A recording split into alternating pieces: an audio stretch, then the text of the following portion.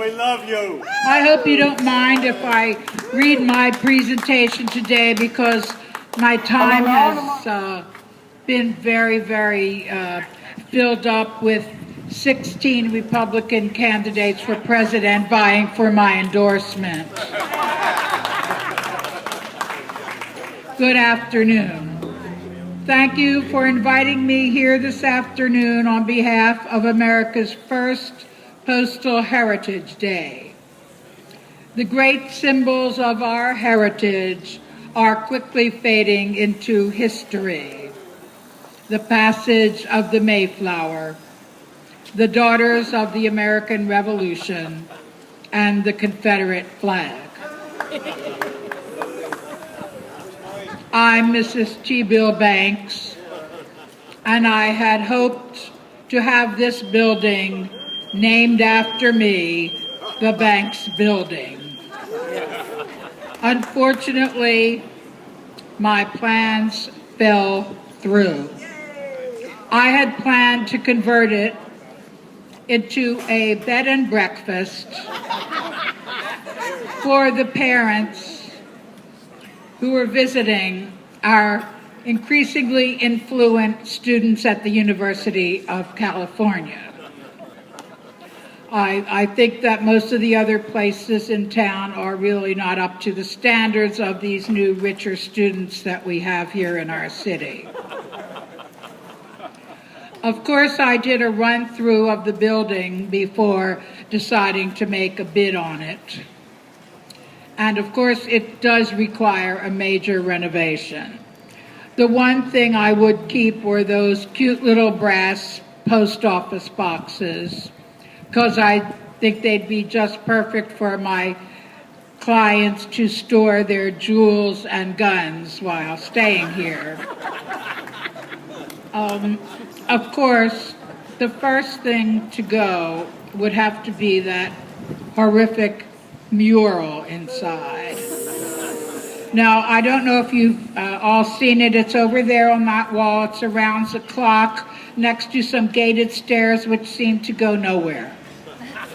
At least I've been in Berkeley about 50 years and I have never been allowed up those stairs.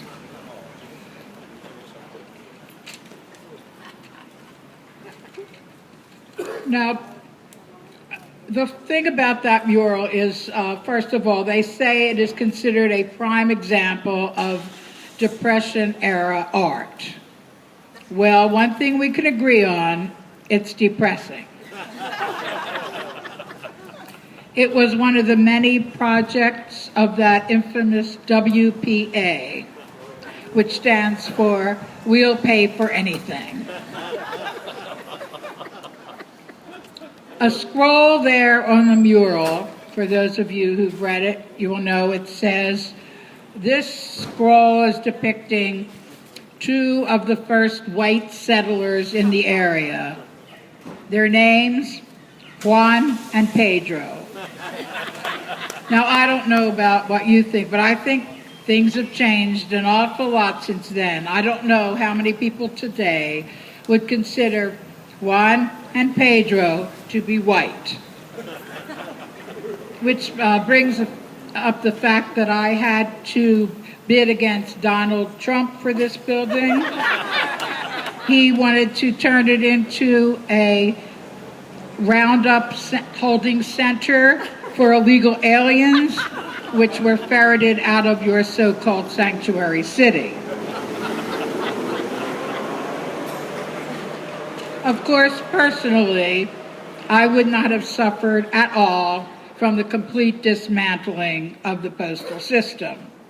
For quite a while now, I've had all my mail delivered by drone. Now, not only is it more efficient, but I believe that it's much more sanitary, especially in an election cycle. Now, I don't know about the rest of you, but I know my mailbox used to be filled with all sorts of campaign literature with stamps on them that were probably licked by a bunch of lefty liberal literature makers, and God knows what had passed through their lefty liberal lips before they licked those stamps. So I say, goodbye to the postal system. Besides, I have never heard of a drone being bitten by a dog. At least not yet. Now, as for the tent over there, when I first saw it, I thought, how fitting. They're trying to set up a kind of a Hoover-era tent city to build on the whole Depression-era concept of this building, but then I realized I was wrong.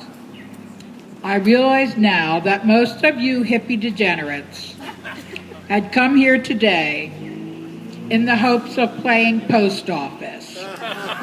And you needed a semi-private area in which to kiss a bunch of total strangers. So all I can say is enjoy yourselves and kiss on.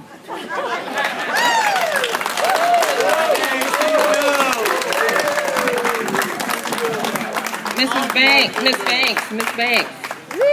Someone tells me something, Miss Banks. I think it's your birthday today, so we're going to sing happy birthday to you today. Yes, happy birthday to you in our building. Happy birthday to you in this building.